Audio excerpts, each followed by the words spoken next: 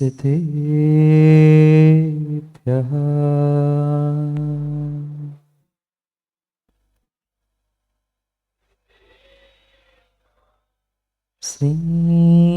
श्रीमद्परं गम्भीर स्यात्माखिलाञ्छनं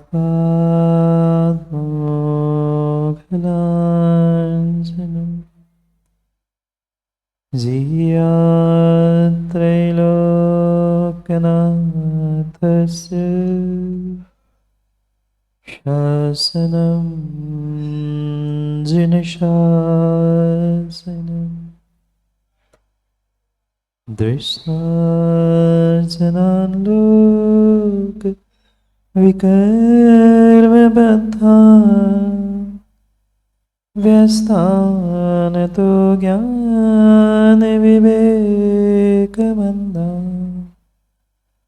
नीतिं सुधामिन्दुममुं ब्रवीमि लोकाक्षणेनानन्दं लभन्ता ऋणोरिहन्ताणं ऋणोसिद्धाणं ऋणमो आयरीयणं ऋणमो वज्रायणं ऋणमो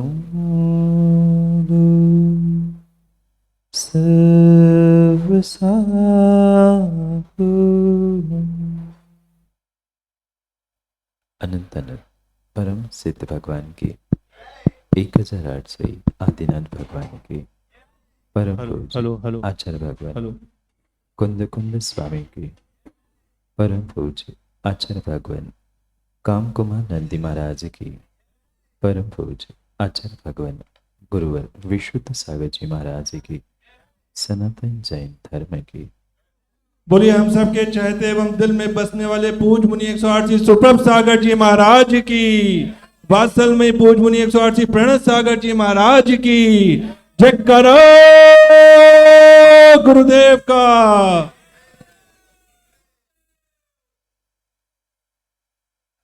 अंतिम तीर्थेश वर्धमान स्वामी के शासन में हमसे विराजते और उनकी यह पावन पीयूष देशना हम सभी के लिए परम उपकार। अनादिकाल से हमारी इस आत्मा में जो जन्म जरा और मृत्यु रूपी रोग लगे, उन रोगों का उपशमन करने वाले कोई परम औषधि है तो वह एकमात्र यह जन्म। भव्य आत्माओं, एक नगर था और नगर में एक बहुत नामी ग्रामी सेठ जी विराजते। धर्मात्मा थे, पैसे वाले धनवान भी थे, पर व्यक्ति के समय बदलने में समय नहीं लगता। कब करोड़पति रोड़पति बन जाए कोई ठिकाना नहीं। किसी का समय कह के नहीं आता। ऐसा ही कुछ उन सेठ जी के साथ हुआ। बहुत बहुत पैसे वाले थे, कई सारी फैक्ट्रियां, कई सारे दुकान और कई बड़ा कारोबार उनका था। पता नहीं पिछले कुछ कर्म का ऐसा नियोग था, तीव्र कर्म उदय में आया और एक के बाद एक कुछ ऐसी घटनाएं उनके जीवन में घटने लगी कि उनका धर्म से, जीवन से विश्वास सा उठने लगा। क्या करे, जब पाप उदय में आता है तब फिर पाटुदी जी किसी के रोके नहीं रुकता, किसी के रोके नहीं रुकता। जब व्यक्ति तीव्र पुण्य के उदय में विपरीतता को प्राप्त करता है वह भूल जाता है कि आने वाले समय में की गई करतूती का फल उसे स्वयं को भोगना है, किए गए पापों का फल उसे स्वयं को भोगना है। ये भूल जाता है और फिर उन पापों में मस्त होकर जब पाप का उदय आता है तो रोता है, बिलखता है, पछताता है। पर बाद में पछताने से हाथ में कुछ नहीं बचता। सेठ जी के भी दिन बदल गए। करोड़ों की जायदाद, करोड़ों की क्या अरबों की कह दो सो कम। जिस गली मोहल्ले से निकले वहां कहीं ना कहीं कोई छोटी बड़ी दुकान, जिस औद्योगिक क्षेत्र में जाए वहां बहुत बड़ा कारखाना, बहुत बड़ी फैक्ट्री, सब क्षेत्र उनके नाम से पहचाने जाते थे। पर पाप का ऐसा उदय, ऐसा उदय, ऐसा उदय आया कि एक एक करते हुए उनकी फैक्ट्रियां समाप्त होती लगी। कहीं आग लगी, कहीं रेड पड़ी, कहीं चोरियां होने लगी। जब पुण्य भी उदय में आता है, ऐसा कहते हैं जब भगवान देता है तो छप्पर फाड़ के देता है, छप्पर फाड़ के देता है। और फिर जब लेने का समय आता है, लेने का भी समय आता है तो छप्पर नहीं, भूमि फाड़ के लेके चला जाता है। जीवन के साथ भी यही है, जिंदगी के भी साथ यही है। जब तक हमें जीवन से, जिंदगी से बहुत कुछ मिल रहा है, हम लेने का प्रयास कर दे, क्योंकि विश्वास मानना जिंदगी समाप्त होने पर जब जिंदगी लेने लगती है तब तुम्हारी सांसें भी जिंदगी लेके चली जाती है। यही सत्यता थी, यही सत्यता थी। वह अरबपति खरबपति मिनटों में रोड में आने की स्थिति में हो गया।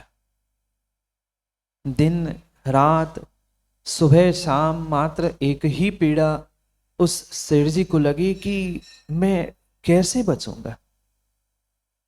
सुबह कुछ सुन रहा था, शाम को कुछ सुनना था, दुर्घटना के बाद दुर्घटना, दुर्घटना के बाद दुर्घटना, सब फैक्ट्रियां नीलाम हो गई, सब समाप्त हो गया। मात्र जिस घर में रहता था वो घर शेष बचा था। यूं तो कई सारे घर, कई सारे मकान और कई सारे बंगले थे, पर पाप का उदय ऐसा आया कि एक एक दिन में वे नीलाम होते गए, समाप्त होते गए। भगवान के चरणों में पहुंचकर वो प्रार्थना कर रहा था कि भगवान कम से कम जिस मकान में रह रहा हूं, जिस घर में रह रहा हूं, वो तो सुरक्षित रहे। ठीक है, किया होगा मैंने कुछ पाप, सो सब नष्ट हो रहा है, सब समाप्त हो रहा है, पर जिस घर में रह रहे हैं, जिस मकान में रह रहे हैं, उस घर मकान की तो कम से कम सुरक्षा बनी रहे। पर जब पाप का भी उदय आता है तो किसी के रोके नहीं रुकता। भगवान क्या रोकता? भगवान ने थोड़ी पाप का उदय दिया था, भगवान ने थोड़ी पुण्य का उदय दिया था।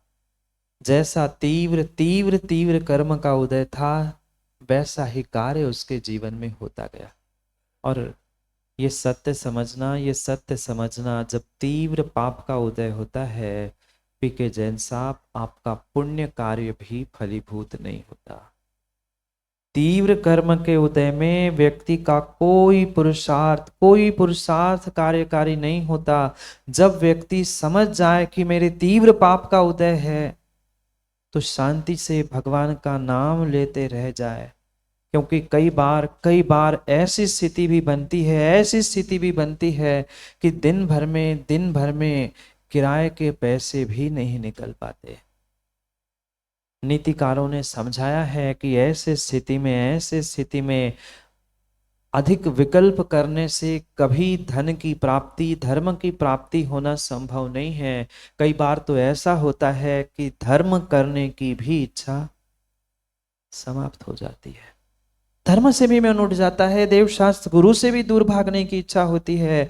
ऐसे समय में मात्र धैर्य और धीरज धारण करते हुए अपने आप को, अपने मन को, अपने जीवन को संभालने की आवश्यकता है। उसने भी यही निर्णय किया, चलो जो जा रहा है वो दूसरे का था, पर कम से कम जहां रह रहा हूं कम से कम वो छत व छप्पर तो बना रहे।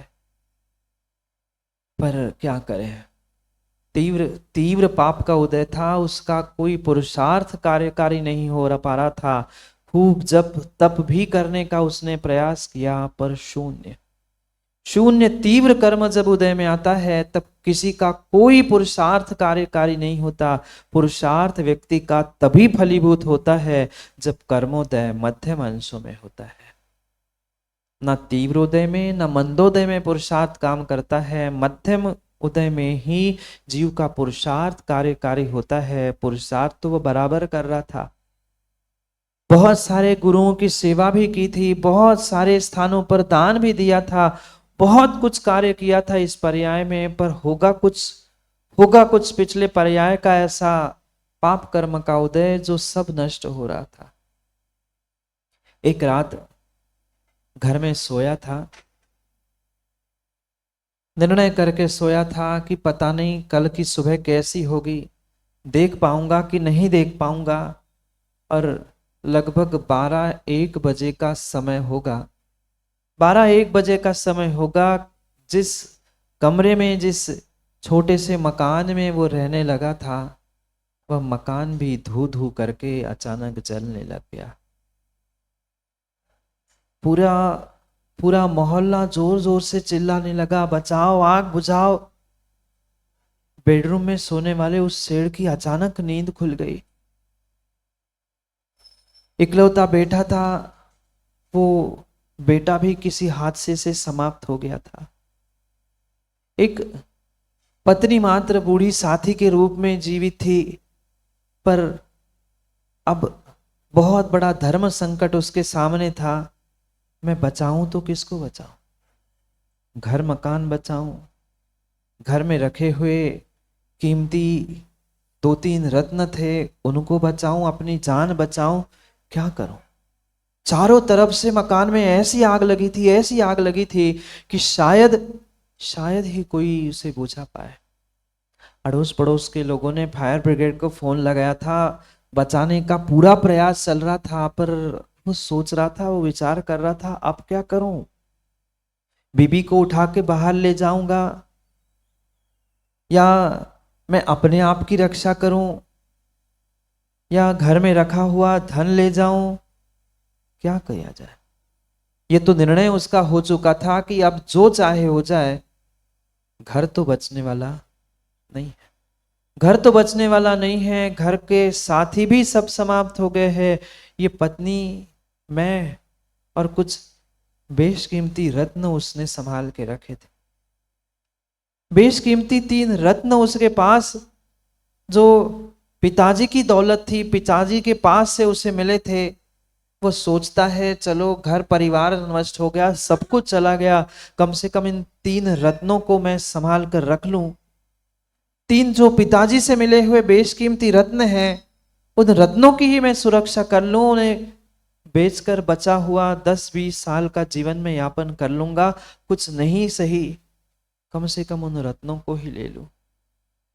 दौड़ते भागते हुए तिजोरी की ओर दौड़ता है। तिजोरी में मात्र 3 रत्न बचे थे, उन 3 रत्नों को उठाता है, जेब में रखता है और लौटकर सोचता है कि अब पत्नी को भी लेकर चला जाऊंगा। इतने में देखता है जहां पत्नी सोई थी उस कमरे में भी धू धू करके आग लग गई। आंखों के सामने उस सेठ जी ने अपने सेठानी को भी जलते देखा। अगर बचाने के लिए चला जाता तो शायद स्वयं भी वही समाप्त होता। पाप का ज्ञानियों जब उदय आता है तो ऐसे ही चारों तरफ से पाप आता है। पुण्य भी आता है तो छप्पर फाड़ के आता है, और पाप भी आता है ना तो ऐसे भूमि फाड़ कर लेके जाता है। रो रहा था, बिलख रहा था, पर करता क्या कर पाता? आंखों के सामने जलती हुई पत्नी को नहीं बचा पाया। वो सोचता है अब करूं क्या? जीवन मैं भी यहाँ बैठा रहूंगा तो मेरा भी जीवन झुलस जाएगा, समाप्त हो जाएगा। बचा कुचा जीवन जीना है, धर्म की शरण को प्राप्त करना है, सच्चे देव शास्त्र गुरु की सेवा करके इन प्रकार से इन रत्नों को बेचते बेचते अपने जीवन को यापन करूंगा। और सोचकर निर्णय करते हुए भारी कदमों के साथ जैसे जगह मिलती है, कहीं इस कमरे से, दरवाजे से, खिड़की से वो कूद काट कर घर के बाहर पहुंच जाता है।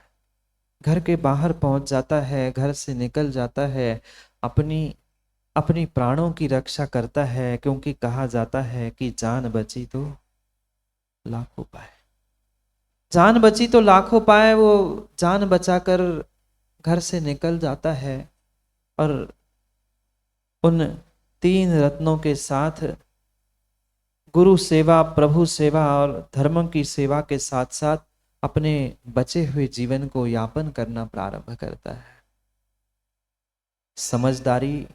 समझदारी उस सेठ की मात्र उतनी थी, समझदारी मात्र सेठ की उतनी थी कि उसने अपने उस बेशकीमती रत्नों को मात्र ग्रहण किया। अगर अन्य किसी वस्तु में, अन्य किसी व्यक्ति में वो राग करता तो शायद अपने जीवन को, बचे हुए जीवन को वो जी नहीं सकता। ऐसी जीवन में कई बार हमारे जीवन में भी आपत्तियां आ सकती है, संकट आ सकते हैं। पर इन आपत्ति और संकट के दिनों में हमें ये निर्णय करना है कि हमें चुनाव किसका करना है।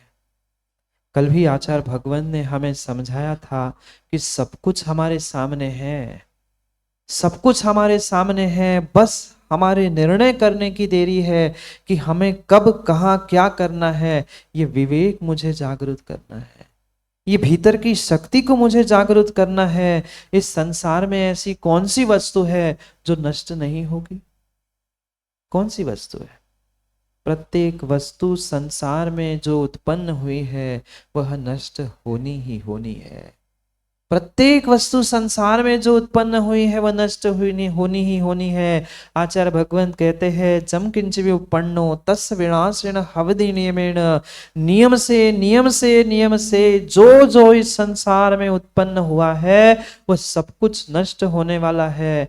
क्या रहेगा बरकरार? रहा कुछ आज तक नहीं। 84 खंड का महल, जिस महल में रहने वाला वह चक्रवर्ती 6 खंड का भूमि का, 6 खंड के भूमि का अधिपति था। चक्रवर्ती बचा, चक्रवर्ती का 84 खंड का महल बचा, कुछ नहीं बचा। जम किंचि विपन्नो, जो उत्पन्न होता है नियम से तस्य विनाशेन हवदि नियमेण। नियम से उसका विनाश होता ही होता है। क्योंकि संसार में कुछ भी स्थिर नहीं है, कुछ भी शाश्वत नहीं है। पर फिर भी आज का इंसान पागलों के भांति धन, वैभव, मान और महल, पता नहीं किन किन विषयों की सुरक्षा करने के लिए दौड़ रहा है। कर पाओगे ना मां सुरक्षा? कर पाओगे ना मां सुरक्षा? कितनों की सुरक्षा कर पाएंगे? किसी की सुरक्षा नहीं हो सकती, किसी की सुरक्षा नहीं हो सकती। जो धन, वैभव, ये जो कुछ भी साधन हमें मिले हैं, ज्ञानियों ध्यान रखना, इन किसी की भी सुरक्षा आप कर ही नहीं सकते। क्योंकि जो संसार में आया है, जो वस्तु संसार में बनी है, उसका समाप्त होना, नष्ट होना यह तय है। क्योंकि सिद्धांत, उत्पाद, व्यय और द्रव्य का समझने की आवश्यकता है। द्रव्य होने पर भी पर्याय की दृष्टि से कुछ भी इस संसार में शाश्वत नहीं रह सकता। रहा क्या आज तक? नहीं रहा। जैसे बचपन में आप थे, क्या वैसे आज बचे? नहीं बचे। क्या खाने पीने के लिए कुछ कमी थी? शरीर को खिलाने पिलाने में कुछ कमी की? नहीं की। सब कुछ बराबर मिला, सब कुछ बराबर मिला, दूध घी सभी पदार्थ हमें पर्याप्त मिले, पर फिर भी हम अपने पर्याय को पूर्ण रूप से बचा पाए, पर्याय के परिणमन को रोक पाए? नहीं रोक पाए, नहीं रोक पाए। ये ध्यान रखना, इस मनुष्य पर्याय और मात्र मनुष्य पर्याय में नहीं, प्रत्येक पर्याय में, प्रत्येक जीवन में जो कुछ भी मुझे बाहर से मिला है वो सब कुछ नष्ट ही होने वाला है, सब कुछ नष्ट होने वाला है। सबको सबको कहीं ना कहीं कभी ना कभी मरना है। जो निर्जीव वस्तु है वो अपने आप से नष्ट होकर समाप्त हो जाएगी, और जो सजीव वस्तु है वह भी आयु पूर्ण करके समाप्त होने वाली ही है। नहीं जानते? भगवान को कई बार माताओं सुनाया होगा ना, 12 भावना में राजा राणा, बोलो ना, राजा राणा छत्रपति हाथिन के असवार, मरना सबको एक दिन अपनी अपनी बार। किसको सुना रहा है? किसको सुना रहा है? हमने कई बार मंदिर में पहुंचकर भगवान को सुना दिया, दूसरों के घरों में जाकर हमने सुना दिया। ये तो शरीर नश्वर था, संसार में जो आता है उसको जाना ही पड़ता है, कौन सी नई बात है। पर किसको समझाया? दूसरों को, दूसरों को। पर वही कुछ घटना हमारे जीवन में होती है तो हम बौखला जाते हैं। थोड़ा सा कुछ समाचार यहाँ बैठे बैठे सुनने के लिए मिलता है, धीरज भाई तुम्हारे फैक्ट्री में अमुक हो गया। 15 मिनट, 5 मिनट, 1 मिनट भी यहाँ बैठा हुआ ऐसा लगता है कब भागूं, कब पहुंचूं, कब देख लूं कि क्या हुआ और क्या नहीं। हम जानते बिल्कुल है कि कोई वस्तु इस संसार में स्थिर रहने वाली है ही नहीं है। संसार की प्रत्येक वस्तु नष्ट और ही नष्ट होने वाली है। पर फिर भी हमारा मन नहीं मानता, फिर भी हमारा मन नहीं मानता। थोड़े से धन का कहीं हरण हो जाता है, हरण छोड़ दो, हरण छोड़ दो। कभी पैसे रखते समय हम भूल गए, इधर के पैसे कभी उधर रखे और 2 घंटे पैसे नहीं मिलते हैं, तो अपने परिणामों से अपने आप से पूछो, क्या कुछ नहीं सोच लेते? क्या कुछ नहीं सोच लेते? अरे कौन ले गया? कोई चोरी तो नहीं कर गया? घर का तो नहीं था, बाहर का तो नहीं था, इसने तो नहीं उठाए, कोई चोर तो नहीं आया? कितने विचार आए। जितने पैसे नहीं थे, जितना धन नहीं था, उससे कई अधिक गुना हम सोच सोच कर परेशान। पुनः जैसे 2-4 घंटे बाद वही के पैसे कहीं अन्यत्र गिरे हुए या कहीं रखे हुए हमें याद आते और मिलते हैं, फिर सोचते हैं, फिर पछताते, अरे मैंने क्या किया, मैंने क्या किया। यही स्थिति जीवन के प्रत्येक कार्यों के साथ, प्रत्येक घटनाओं के साथ हमें समझने की आवश्यकता है। वो तो धन के, पैसों के टुकड़ों के पीछे ही नहीं, हम प्रत्येक कार्य और प्रत्येक घटना के पीछे ऐसे कुचक्रों में और विकल्पों में उलझे हुए हैं, उलझे हैं। सत्यता यही है, सत्यता यही है। हम भले ही सत्य को स्वीकार कर पाए अथवा ना कर पाए, पर पक्का मानना, इन अपने भीतर के विचारों के ही कारण हम अपने आप से पराजित है, हार चुके हैं। इसलिए सत्य को सत्य समझने का प्रयास नहीं कर पा रहे, सत्य को सत्य समझने का प्रयास नहीं कर पा रहे हैं। ना घर, ना मकान, ना धन, ना दौलत, जिनको आप अपना मान रहे हो, वह सगा संबंधी भी साथ रहने वाला नहीं है। कितने मकान, कितनी प्रॉपर्टी, कितनी जायदाद, मैं पहले भी पाटोदी जी से पूछ चुका था, पाटोदी जी क्या क्या साथ ले जाएंगे, क्या साथ लाए थे, क्या साथ ले जाएंगे? साथ लाए थे कुछ? ना लाए थे ना ले जाएंगे।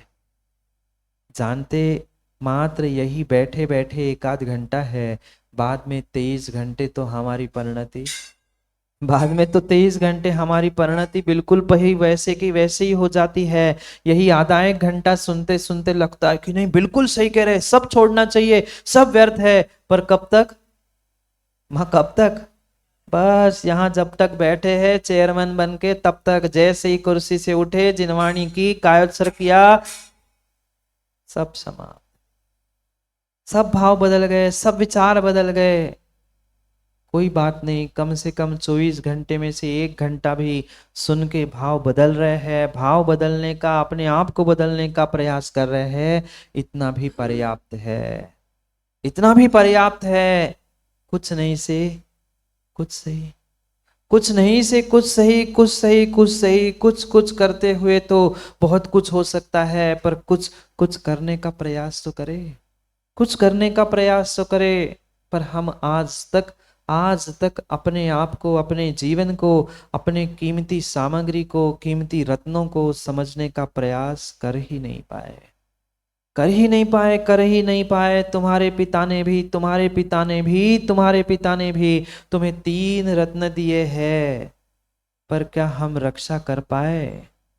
क्या हम इस विषम पंचम काल की विषमताओं को, विसंगतियों को, लगी हुई विषय कषायों की आग से अपने दिए हुए उन रत्नों की सुरक्षा कर पाए? मां, कोई जड़ रत्न नहीं है, कोई जड़ रत्न नहीं है जो आप डायमंड सेट बनाकर गले में, कान में पहन लो। कोई सेट नहीं, कोई हीरे नहीं, वे बाहर के रत्न नहीं है, भीतर के सम्यक दर्शन, सम्यक ज्ञान और सम्यक चारित्र रूपी 3 रत्न तुम्हें पिताजी ने, परम पिता परमात्मा ने दिए हैं। हम पहचान पाए? हम नहीं पहचान पाए, क्योंकि आज की भौतिकता की चकाचौंध में उन कांच के टुकड़े ही इतने चमक रहे, कांच के टुकड़े ही इतने चमक रहे हैं कि हम भूल गए हैं कांच के टुकड़े कौन से हैं, और हमारे पिता ने, हम परम पिता परमात्मा ने दिए हैं रत्नत्रय के 3 रत्न कौन से हैं। उन विषय कषायों की अग्नि में झुलस रहे हैं, हर पल हर पल हर पल हर इंसान झुलस रहा है, विषय कषायों में नहीं झुलस रहे। एक क्षण ही शायद विरला कभी जाता है कि व्यक्ति विषय कषायों से दूर है, विषयों के, इंद्रियों के विषयों से दूर होता है, तो 4 कषाय पकड़ लेती है, 4 कषायों से जैसे तैसे छूटता है, तो कहीं ना कहीं पुनः इंद्रियों के विषयों में वह जीव उलझा रह जाता है। कभी तो इससे, इस अग्नि से अपनी सुरक्षा, अपने 3 रत्नों की सुरक्षा करने का प्रयास तो करो। कोई दूसरा बचाने आने वाला नहीं है, जलना सबको है, जलना सबको है, जलना सबको है। जलना है कि नहीं? अंतर इतना है, अंतर इतना है, अपनी अपनी बार। क्या पढ़ा अभी? मरना सबको एक दिन, अपनी अपनी बार। कोई आज, कोई कल, कोई परसों, कोई 8 दिन बाद, कोई महीने बाद, पर मरना सबको सबको सबको पक्का है। सबकी मृत्यु नियत है, सबकी मृत्यु नियत है। जो संसार में आया है उसका मरना ये बहुत आम बात है। आम देखा? आम, आम बात किसे कहते हैं?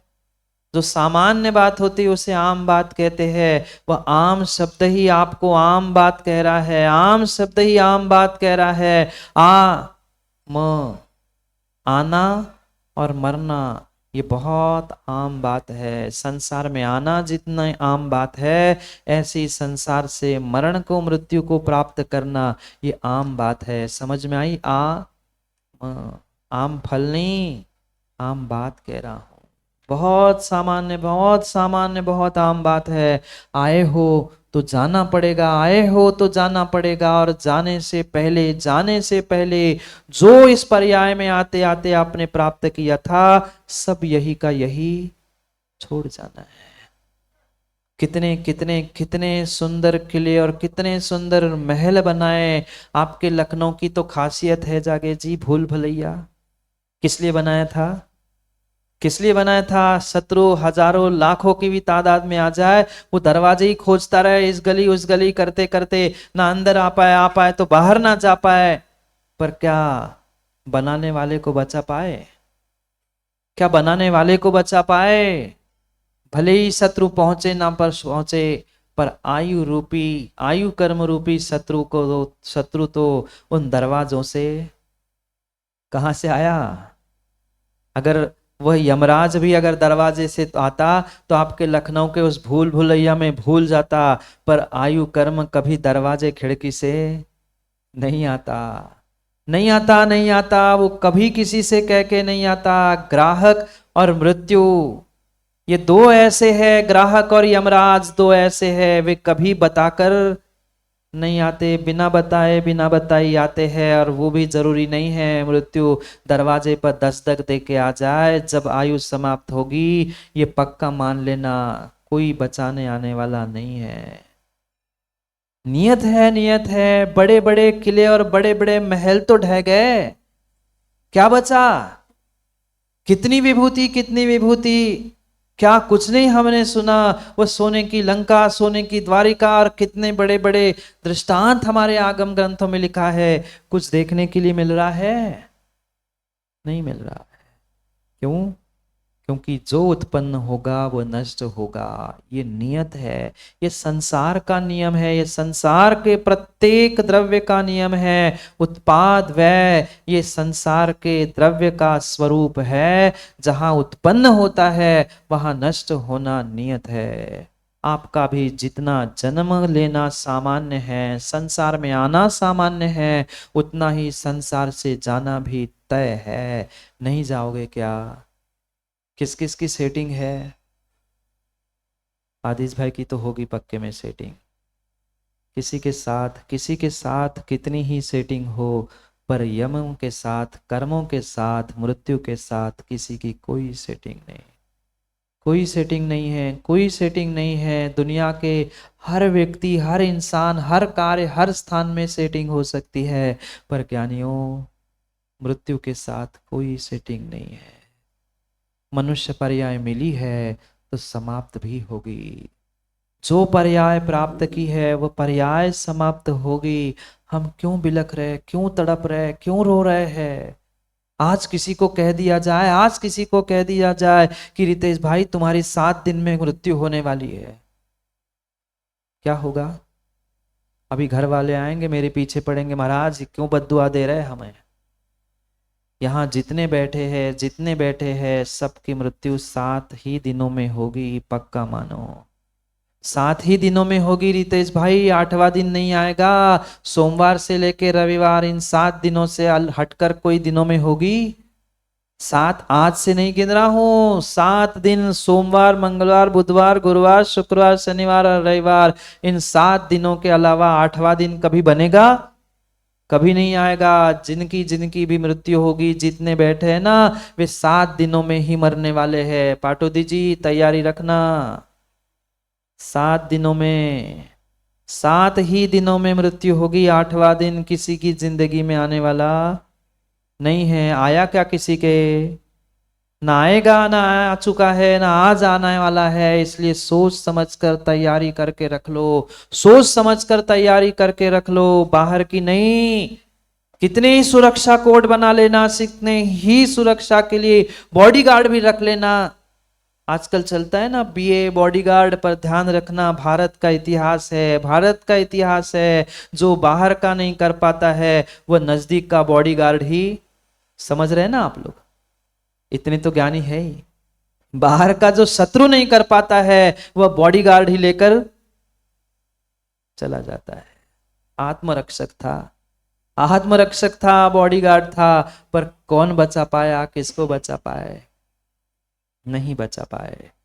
जितनी चाहे तैयारी कर लो, जितनी चाहे बाहर की व्यवस्थाएं बना लो, पर पक्का मानो मृत्यु आएगा, आएगा, और वो बिना कहे आपके प्राण लेके चला जाएगा, लेके चला जाएगा। उसके पहले तैयार रहो, उसके पहले तैयार रहो, तैयार रहो। तैयार रहने का मतलब ये नहीं है जाके लेट कर उस ठटरी पर, वो क्या कहते हैं आपके यहाँ, जिस पे ले जाते, ठटरी कहते ना, उस पे जाकर लेट के कपड़ा ओढ़कर बैठ मत जाना कि महाराज ने कहा तैयार रहो तो हम ठटरी पे बैठ गए। नहीं, उसकी तैयारी करने की आवश्यकता नहीं है, वो तुम्हें बनाने की जरूरत नहीं है। तुम करोड़पति हो, अरबपति हो, खरबपति हो, ध्यान रखना, ध्यान रखना। जीवन भर जीवन भर जीवन भर तुमने पैसे कमाए, जीवन भर पैसे कमाए, पर वो ठटरी और कफन तुम्हारे पैसे से बना?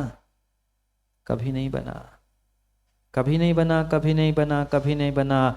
करोड़पति के भी अंतिम संस्कार की तैयारी भी दूसरों के पैसों से ही होती है। जीवन भर तुमने पैसे जोड़ लिए, धन जोड़ लिया, पर अंतिम समय जब निकट आता है या अंतिम समय निकल जाता है, मृत्यु हो जाती है, तुमने कमाए हुए पैसों के बारे में दुनिया चर्चा करती है कि इनके पैसे अब मैं इन पर खर्च करूं कि नहीं करूं। विचार करना, जो जोड़ जोड़ कर मरे जा रहे हैं, सोच लेना, विचार कर लेना क्या स्थिति है, किन चक्करों में पड़े हैं, किन के चक्कर में हम पड़े हैं। सोचे समझे विचार करे, संसार का ये नियम है, ये नियम है, जो उत्पन्न हुआ है वो नष्ट होगा। चाहे जीव हो चाहे अजीव हो, सबका परिणमन द्रव्य है, शाश्वत है। कुछ शाश्वत हो ना हो संसार में, पर बदलाव शाश्वत है, बदलाव ही शाश्वत है। जब बदलना है ही माँ, जब बदलना है ही, जब सब समाप्त होना ही है, तो सब समाप्त होने से पहले जो हमें रत्न मिले हैं, उन बेशकीमती रत्नों की कीमत करे।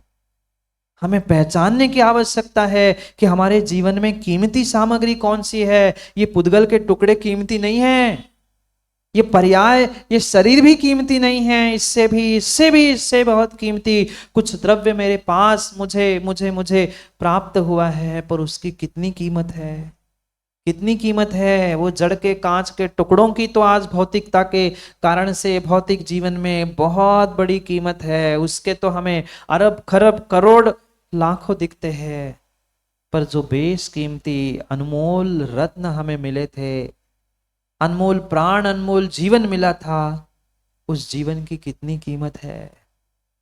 जब तक इस बेशकीमती जीवन की कीमत हम नहीं पहचान पाएंगे, तब तक ध्यान रखना, हमारा जीवन नेक नहीं हो सकता, नेक नहीं हो सकता। जीवन को नेक करने का ही प्रयास हम कर रहे थे कुछ दिनों से, मैं नीति सुधा बिंदु ग्रंथ के माध्यम से नीतियां सिखा रहे हैं आचार्य भगवान, जीवन जीने का तरीका सिखा रहे हैं, जीवन की कीमत करने का तरीका सिखा रहे हैं। जो मिला है उसका तरीका सीखो, उसका सदुपयोग करना सीखो। अन्यथा अनादि से जैसे कई बार मिला हुआ जीवन, हम मात्र जैसे वो सेठ जी अगर सेठानी को बचाने के लिए, घर में रखे हुए अन्य द्रव्यों को बचाने के लिए, घर को मकान को बचाने के लिए करता रहता, तो शायद उसका जीवन समाप्त हो जाता।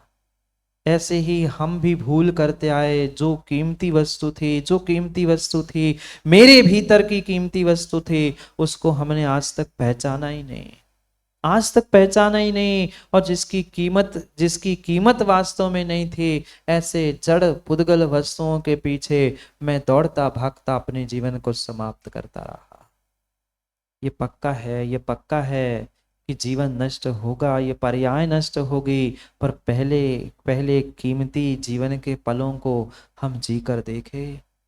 जब तक मिल रहा है तब तक लेने का प्रयास करे, क्योंकि जब जीवन लेता है, पुनः ध्यान रखना, जब जीवन लेता है तो आपकी श्वास भी नहीं छोड़ता, सांसें भी ले जाता है। यही बात आज 2 श्लोक के माध्यम से काम कुमार नंदी महाराज हमें समझा रहे थे। समझो, ये कुचक्र, ये आपत्ति, ये विपत्ति, ये विषय कषायों की आग लग चुकी है, धू करते हुए वो आपको भी जला देगी, आपकी पर्याय भी समाप्त हो जाएगी, आप भी समाप्त हो जाओगे। उसके पहले अपनी स्वयं की और अपने स्वयं के कीमती सामग्री की सुरक्षा करो। कैसे करूं? पढ़ते हैं दोनों श्लोकों को, फिर समझते हैं कैसे सुरक्षा करनी है। 28 नंबर और 29 नंबर के श्लोक को हमें पढ़ना है, मेरे बाद में आप पढ़ लेना। पराजितस्त्वं जगतां कुचक्रे जयाय शक्ति समुपाजिनाय, दुर्गे प्रणष्टे सैन्यं प्रलीनं यतः संरक्षतुं स्वमन्ता, रुक्षसुनूर्नामितकुब्जपृष्ठ प्रयाणसज्जां त्वरितं कुरुप्य, मृत्योश भेरी सुनिनादितास्ति यात्रा सुचिंता त्वरितम कुरुध्वम। पढ़ो।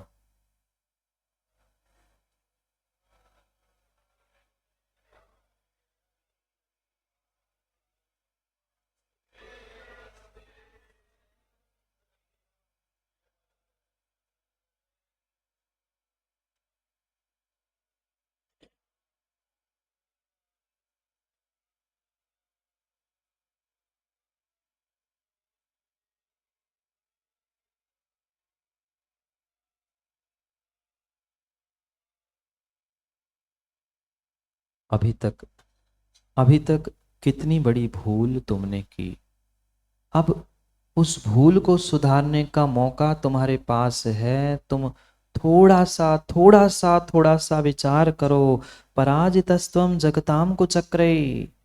जगत के उन कुचक्रों के पीछे, जगत के उन विषय कसाय रूपी कुचक्रों के पीछे तुमने आज तक अपनी और अपने जीवन की पराजितता यानी हार को स्वीकार किया। नहीं हुई हार, नहीं हुई हार। हो गई, हो गई, हो गई, हो गई।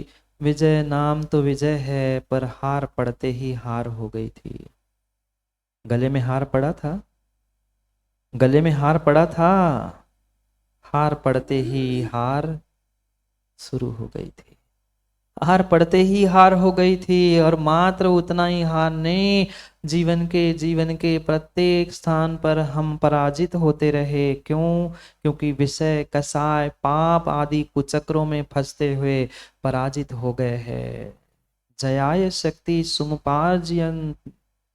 तुम अपनी शक्ति को प्राप्त करो, अपने शक्ति को पहचानो। तुम्हारे पास बहुत बड़ी शक्ति है।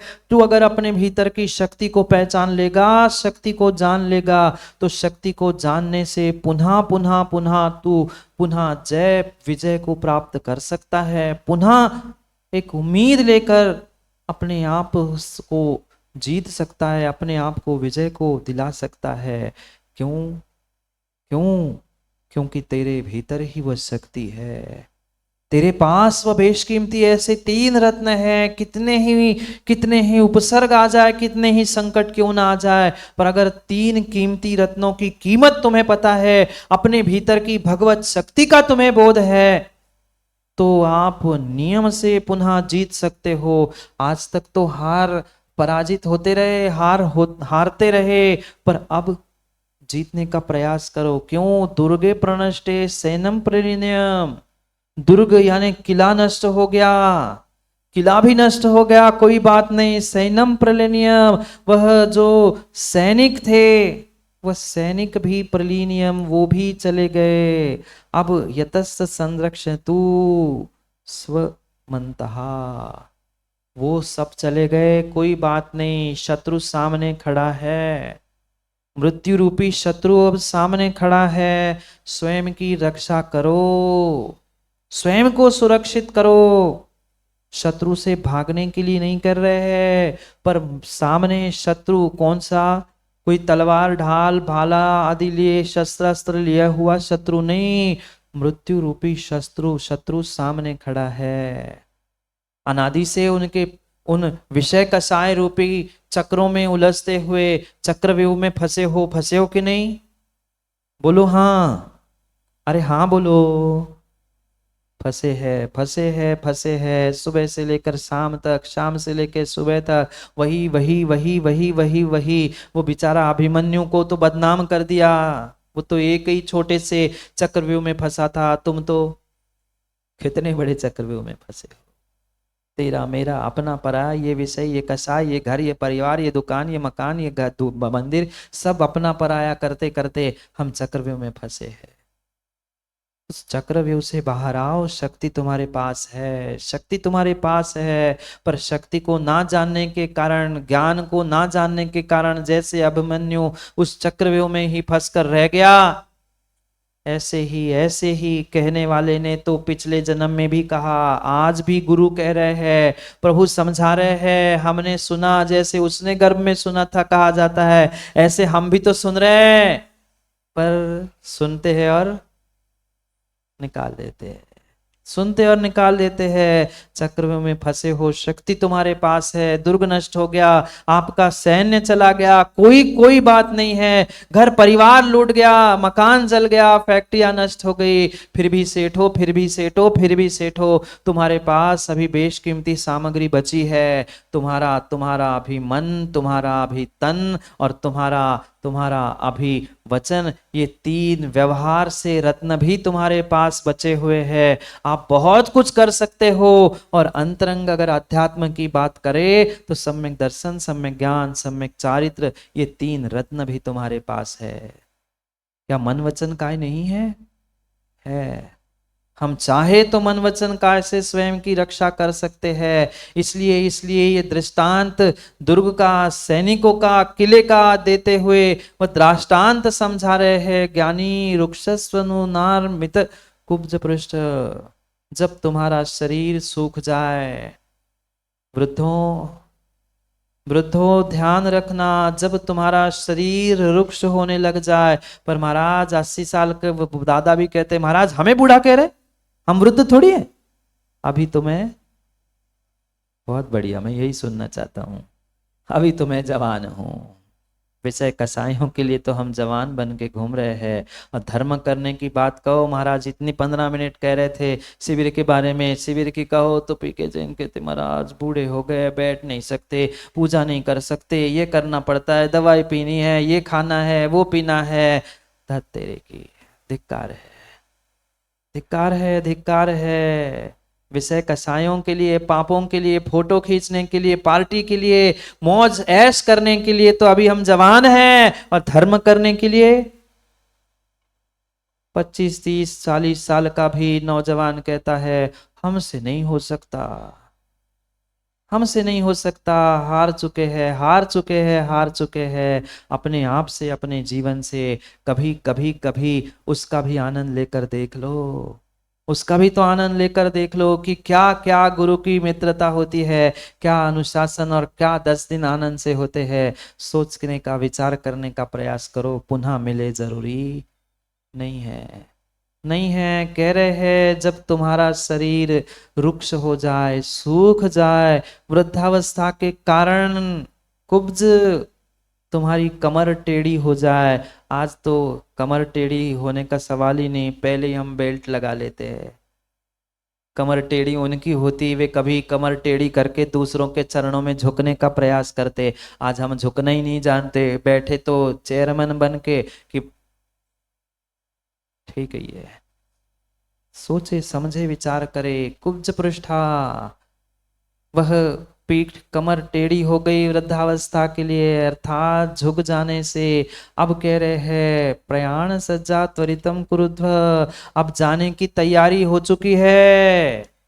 आधी लकड़ियां कह दूं, बुरी नहीं मानना, अब जो है सो है, क्या बुरी मानना। आधी क्या, पूरी लकड़ी शायद पहुंच चुकी है, पर फिर भी अभी मैं जवान नहीं हूं।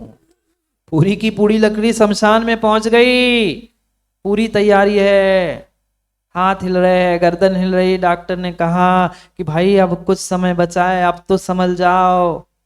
पर फिर भी जीव तैयार नहीं है। एक सत्य घटना बताऊं, समय तो हो गया है। एक स्थान पे गए थे, एक नगर में, वहां बहुत बूढ़े, लगभग 80-82 साल के होंगे। क्यों प्रणत सागर, एक दादाजी थे और घर वाले पीछे पड़े थे। अब वो दादा को तो पता ही नहीं मैं मर रहा हूं कि क्या करना है। घर वाले पड़े थे पीछे कि महाराज जी चलो, महाराज जी चलो, उनको उपदेश दे दो, उनको उनकी सर लेखना करा दो, उनको ये बता दो, उनको वो बता दो। मैंने कहा भाई ठीक है, घर वाले लगे हैं, चलो, हमें तो पता ही नहीं वो दादा कौन, कैसे, क्या उनकी स्थिति। होश में थे, बिल्कुल सब कुछ समझ रहे थे। पर अब हम पहुंचे, हमने नमोकार, मतलब महाराज ने नमोकार सुनाया, उपदेश देना शुरू कर लिया। फिर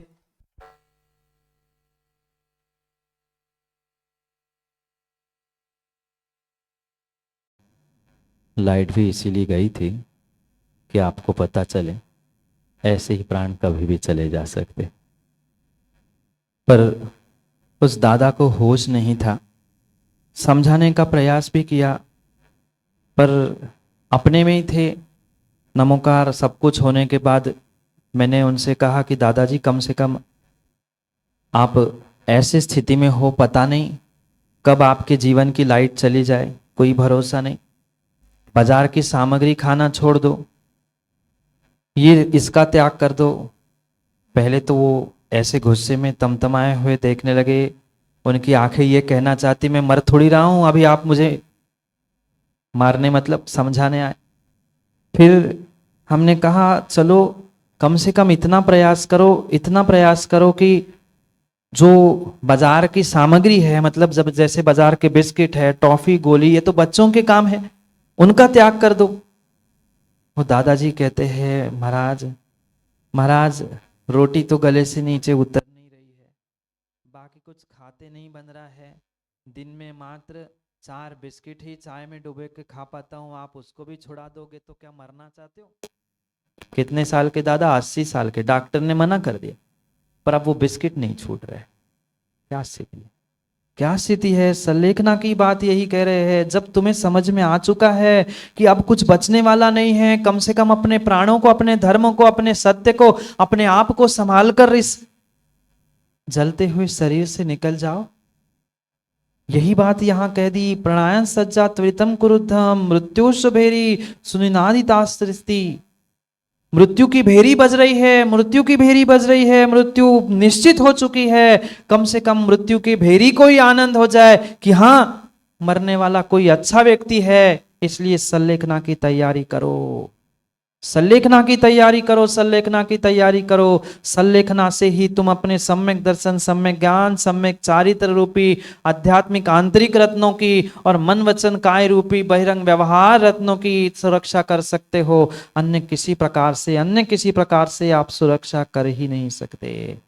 जब मरना पक्का हो चुका है, वृद्धावस्था आ चुकी है, सब समझ में आ रहा है, अभी तो सल्लेखना के कार्य में लग जाओ, क्योंकि मृत्यु को दया नहीं है, यम को दया नहीं है, कब आंख बंद कर ले कोई भरोसा नहीं है, कोई भरोसा नहीं है।